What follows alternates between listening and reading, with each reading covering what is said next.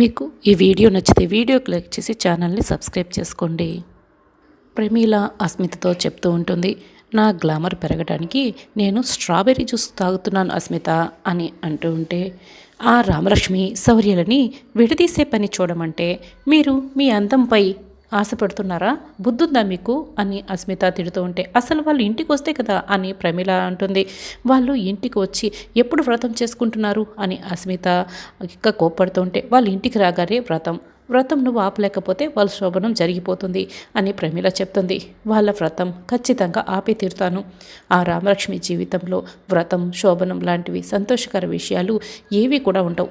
నేను జరగనివ్వను. శౌర్య నాకే సొంతం అని అస్మిత చెప్తూ ఉంటే, ఇక పొలం మధ్యలో రామలక్ష్మి శౌర్య నిల్చొని ఉంటారు.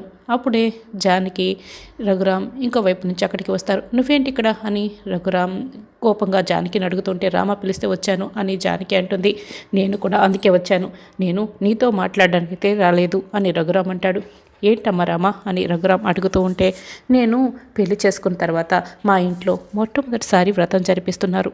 నన్ను ఆయన్ని కూర్చోబెట్టి మా అత్తయ్య దగ్గరుండి మరి ఈ వ్రతం చేపిస్తున్నారు. దానికి బంధువులంతా కూడా వస్తారు, కానీ మీరు మాత్రం రారు. మీరు నాకు పెళ్లి చేసి పంపించారే కానీ ఆ ఇంట్లో నేను సంతోషంగా ఉండలేననిపిస్తోంది. ఎందుకంటే మీరిద్దరూ కలిసి ఉంటేనే కదా నేను అక్కడ సంతోషంగా ఉండేది.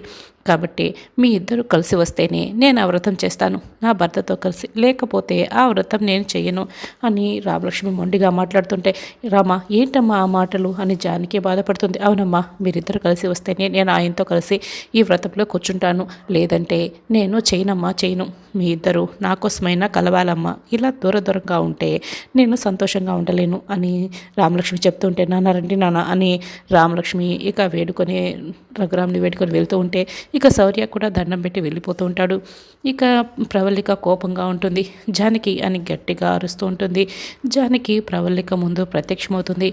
ఏంటే నీ పేరేంటే? జానకి. నా పేరు చూడు ఎంత స్టైల్గా ప్రవల్లిక, ఎంత బాగుందో. అసలు నీకు నాకు పోలికనా? నేను ఎంత బాగా చదువుకున్నాను, నా ఆస్తి ఏంటి అంతస్తు ఏంటి, నేను ఇంత అందంగా ఉంటాను. అయితే నీలో ఏముందని నన్ను ప్రేమించిన రఘు నిన్ను పెళ్లి చేసుకొని నాకు దూరం చేసావు. నిన్ను రఘుని దూరం చేసేద్దామని నిన్నేమో ఆ ఇంట్లో, రఘునేమో పెంకుటింట్లో పడేలా చేశాను. కానీ సతీ సావిత్రి భర్తను దక్కించుకున్నట్లుగా నువ్వు రఘును దక్కించుకోవడం కోసం ఏవేవో ప్రయత్నాలు చేస్తున్నావు. నువ్వు రఘు ఇద్దరు కలిసి వ్రతానికి వెళ్ళినంత మాత్రాన మీ ఇద్దరు కలిసిపోతారనుకుంటున్నావా? అసలు నువ్వు వ్రతానికి వెళ్ళకుండా, రఘు నువ్వు ఇద్దరు కలిసి వెళ్ళకుండా నేను ఎలా ఆపుతానో చూడు. మీ ఇద్దరు కలవరు, నేను మిమ్మల్ని కలవనివ్వను కదా. మీ ఇద్దరు కలిసి వెళ్ళకుండా నేను ఎలా ఆపుతానో చూస్తూ ఉండు నా ప్లాన్ అని ప్రవల్లిక ఈ విధంగా మాట్లాడుకుంటూ ఉంటుంది. అప్పుడే బావొచ్చి, అమ్మ మేడం మీరు ఎవరితో మాట్లాడుతున్నారు అని పిలుస్తూ ఉంటే ప్రవల్లిక తేరుకుంటుంది. అయ్యో జానకి ఇక్కడ లేదు కదా, నాలో నేనే ఇలా మాట్లాడుకుంటున్నానేంటి అని తల పట్టుకుంటుంది. జానకి ఇక్కడ లేదు కదా అని చుట్టూ చూస్తూ ఉంటుంది. ఇక పార్వతి కూరగాయలు తీసుకొని వెళ్తూ ఉంటుంది. పిన్ని అని ఆర్జ అక్కడికి వస్తుంది. ఏంటి మహాతల్లి వచ్చావా? ఒకప్పుడు కూరగాయలు పని వాళ్ళు తీసుకొచ్చేవాళ్ళు, ఇప్పుడు చూడు నీ దయ వల్ల నేనే కూరగాయలు తీసుకెళ్లాల్సి వస్తుంది, అంతా నీ వల్లే అని పార్వతి కోపడుతుంది. పిన్ని ఒక్క మాటతో, నువ్వు చెప్పే ఒక్క మాటతో మళ్ళీ మనందరం కలిసి ఉండొచ్చు పిన్ని, కాబట్టి మీరే మాట్లాడాలి పిన్ని అని ఆర్జ అంటుంది. ఏంటి నేను మాట్లాడాలా? ఏం మాట్లాడాలో చెప్పు మహాతల్లి అని పార్వతి చెప్తుంది. అంటే నిన్ను పెళ్లిలోకి తీసుకెళ్ళి నదిలో వేసింది ఎవరో చెప్పు పిన్ని అని అడుగుతూ ఉంటే, ఏటేటి ఏం మాట్లాడుతున్నావు? నువ్వే నదిలో వేసేసావు కదా, మళ్ళీ ఏదేదో చెప్తున్నావు. నేను నీకు ఎలా కనిపిస్తున్నాను? నేను నీకు అంత పిచ్చిదానిలాగా కనిపిస్తున్నానా? ఒక మాదిరి కూడా నేను నీకు కనిపించడం లేదా అని పార్వతి కోప్పడుతూ ఉంటుంది.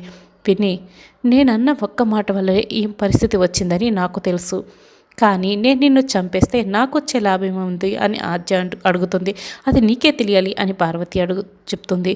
చూడు పిన్ని నాకు తెలిసిందంతా నేను చెప్తాను అని ఆర్య ఇక నగకి తాడు కట్టి లాగిన దగ్గర నుంచి మొత్తం చెప్తూ ఉంటుంది. ఏంటి ఇప్పుడు మీరు గడ్డివాం దగ్గర చెక్క పెట్టిలో నన్ను పెట్టేసి వెళ్ళిపోయారు, ఆ తర్వాత నదిలో మీరు వేయలేదని చెప్తున్నారు, నువ్వు చెప్తే నేను నమ్మాలా అని పార్వతి అడుగుతుంటే, అయ్యో పిన్ని ఇదే నిజం, నీ మీద ఒట్టు అని చెప్తూ ఉంటే, ఏంటి తల్లి నన్ను చెప్పేద్దాం అనుకుంటున్నావా అని పార్వతి కోప్పడుతూ ఉంటుంది. అయితే నా మీద ఒట్టు పిన్ని, నిజం పిన్ని అని తర్వాత నిన్ను నదిలో వేసింది ఎవరో చెప్పి పిన్ని, కాస్త ఆలోచించి పిన్ని అని ఆద్య అడుగుతూ ఉంటుంది. నాకు ఆ చెక్క పెట్టెలో చెక్కలు తప్పిస్తే ఇంకేం కనపడ్డాయి, నాకెలా కనిపిస్తుంది, నాకెలా తెలుస్తుంది అని పార్వతి అడుగుతుంటే, బయటవి కనపడకపోవచ్చు కానీ గడ్డివామ దగ్గర నుంచి నిన్ను నది దగ్గరికి తీసుకువెళ్ళిన మధ్యలో ఎవరైనా మాటలు వినపడి ఉండొచ్చు కదా.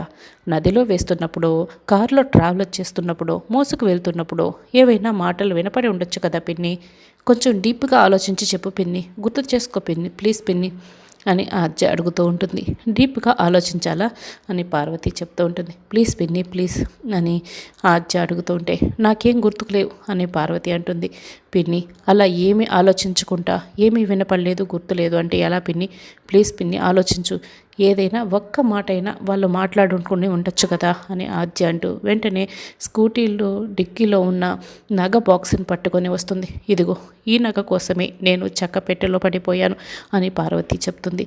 పిన్ని ఇది నీ కోసమే నేను తీసుకొచ్చాను అని ఆద్య చెప్తుంది. ఏంటి నా కోసమా, అయితే ఇచ్చేయి అని పార్వతి తీసుకుంటూ ఉంటుంది.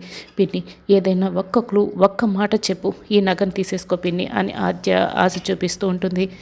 పిన్ని రేపటి వరకు ఆలోచించుకో పిన్ని, నువ్వు ఏదైనా ఒక్క క్లూ చెప్పు, అప్పుడు వాళ్ళని నువ్వు నేను కలిపి పట్టుకుందాం, అప్పుడు పెదనాన్నకి నిజం తెలుస్తుంది, మనందరం ఒకే ఇంట్లో ఉండొచ్చు పిన్ని, రేపటిలోపు ఆలోచించుకొని చెప్పు పిన్ని, ఈ నగని నేను నీకు ఇచ్చేస్తాను పిన్ని అని ఆద్య ఆ నగని తీసుకొని వెళ్ళిపోతుంది. పార్వతి ఆలోచిస్తూ ఉంటుంది. జానకి అత్తయ్య అని రఘురామ్ ఇంటికి వస్తుంది. ఎవరే నీకు అత్తయ్య అని బామ్మ కోప్పడుతూ ఉంటుంది. అప్పుడే పద్మ పార్వతి కూడా అక్కడికి వస్తారు. అసలు ఏ మొహం పెట్టుకొని ఇక్కడ వచ్చావు, మళ్ళీ మమ్మల్ని ముప్పతిప్పలు పెట్టడానికి వచ్చావా అని తిడుతూ ఉంటారు. ఆద్య చిన్నపిల్ల ఏదో తెలియక నోరు జారిన విషయాన్ని పట్టుకొని మీరందరూ ఇలా మాట్లాడకూడదు, అర్థం చేసుకోండి అత్తయ్య అని జానకి ఇక బతిమలాడుకుంటూ ఉంటే, చూసావమ్మా ఎలా వెనకేసుకొస్తుందో ఆద్యని, ఇంకా ఈవిడ ఇలాగే ఉంది, అన్నయ్య ఏమీ అవసరం లేదు కానీ ఆద్యనే కావాల్సి వచ్చింది అని పద్మ తిడుతూ ఉంటుంది. ఇంకా ఏంటి దీన్ని ఇక్కడే ఎలా నిలబడ్డారు, గెంటేసేయండి అని బామ్మ అంటుంది. అయ్యో అత్తయ్య రామ వ్రతం చేసుకుంటుంది, ఇప్పుడు నేను ఆయన ఇద్దరం కలిసి ఆ వ్రతానికి వెళ్ళాలి, లేకపోతే రామ చాలా బాధపడుతుంది, ఆయన కాళ్ళు పట్టుకొని వ్రతానికి ఒప్పించి తీసుకువెళ్దామని ఎలా వచ్చాను అని జానకి చెప్తుంది. చూసావా అమ్మ, ఇప్పుడు తను ఒక్కటే వ్రతానికి వెళ్ళిందంటే భర్తని గెంటేసిన భార్యగా అందరూ పేర్లు పెడతారు కదా, అందుకే అన్నయ్య కాళ్ళు పట్టుకొని ఒప్పించి తీసుకెళ్ళడానికి వచ్చింది, ఇప్పుడు కూడా తన స్వార్థమే చూసుకుంటుందమ్మా, అసలు మంచి బుద్ధి ఉంటే కదా అని పద్మ అక్క అరుస్తూ ఉంటే, అందుకే దీన్ని గెంటే అని బామ్మ అంటుంది. అయ్యో అత్తయ్య నా కోసం కాదత్తయ్య, పద్మ అర్థం చేసుకో, రామలక్ష్మి కోసమే అని జానకి చెప్తూ ఉంటే అయినా కూడా పద్మ వినదు. జానకిని ఇక గెంటేస్తూ ఉంటుంది. అప్పుడే రఘురామ్ అక్కడికి వస్తాడు. పద్మ ఏమైంది, ఎందుకు నువ్వు మళ్ళీ ఇక్కడికి వచ్చావు అని రఘురామ్ అడుగుతూ ఉంటాడు. జానకి రఘురామ్ కాళ్ళు పట్టుకుంటుంది. రామ కోసం మీరు నేను ఇద్దరం కలిసి వెళ్ళాలండి అని జానకి ఇక వేడుకుంటూ ఏడుస్తూ ఉంటుంది. ముందు నువ్వు కాళ్ళు వదులుతావలేదా అని రఘురామ్ కోప్పడతాడు. నేను ఇలా విసిగించకూడదనే మేము గెంటేస్తున్నామన్నయ్య అని పద్మ చెప్తుంది.